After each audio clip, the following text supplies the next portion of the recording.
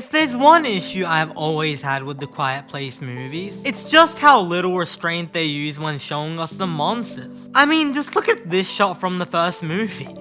Horror is a genre which works best when things are left to our imagination, so that our minds can fill in the blanks with something even more terrifying. There's a reason The Witch and It Follows are some of the best horror movies in recent years. So while the Quiet Place movies don't reach those heights, I found the first movie to be a genuinely solid horror film, anchored in some great character work. I was over the fence on A Quiet Place day one. On the one hand, I love the cast, and on the other hand, prequels of this sort tend to be cash grabs that don't do justice to the original films. And the last thing we need is even more of the mystery stripped away from a series which already shows us too much. It seems that the cinema gods answered my praise, delivering not only on a solid installment in the Quiet Place franchise, but maybe even the best film in the series. Because of how little is left to the imagination in these films, and we essentially have the monsters pouncing around in broad daylight, there's little genuine fear to be found in these movies. Yet this film is genuinely suspenseful, proving that the Quiet Place formula is still an effective one for creating genuinely tense moments of horror. These films rely a great deal on sound, and whenever the audio goes silent, I'm left wondering if a pin will drop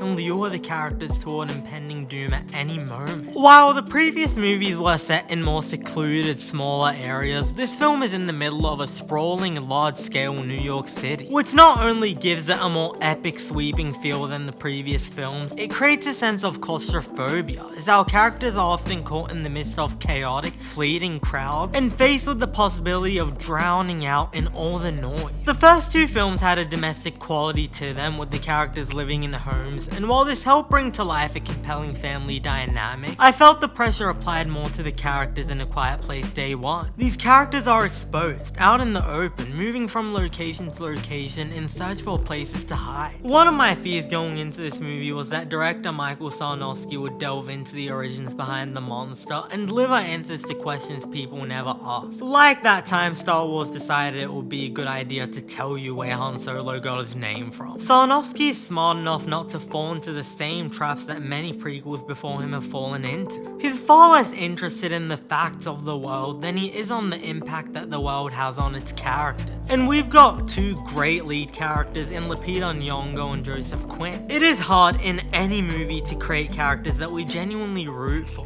who we worry for and fear for. I'd argue it's even harder to do that when you're using about 1/3 the amount of dialogue that you would find in an average film. The writers take a less is more approach, contrasting the brutality of this world with the quiet moments of beauty that the characters find on the other end of each obstacle. Sarnowski was tapped to direct this movie based on his directorial debut Pig, and it's clear that he brought a lot of the existentialism from that film into the Quiet Place franchise, and I just have to tip my hat off to him for bringing his personal identity into a tentpole film, crafting a movie that is profoundly human, exploring how an individual can find a will to want to experience life. It results in the most emotional Quiet Place film and the most poignant ending in the series. Nyong'o and Quinn each deliver incredible work, imbuing their characters with a sense of vulnerability, empathy, and even tragedy. I know the two have formed quite the friendship even outside of the film, and I mention that to say this makes absolute sense, because everything about their friendship on screen just feels so natural and lacking in the sensationalism that so many Hollywood films fall prey to. The movie is pretty much a two-hander, but there are some solid supporting performances, namely from Alex Wolff and Jaimon Hansu, who each become memorable pieces of the character's journey. A Quiet Place Day One is definitely a movie that works even better as a character piece than it does as a horror film, especially as it begins to drag in the middle, which is the weakest portion of the film. Tension is something that must be maintained to grow, like a balloon growing bigger and bigger as you sit on the edge waiting for it to pop. But A Quiet Place Day One is like a balloon that grows bigger, then smaller, then bigger, then smaller, then bigger,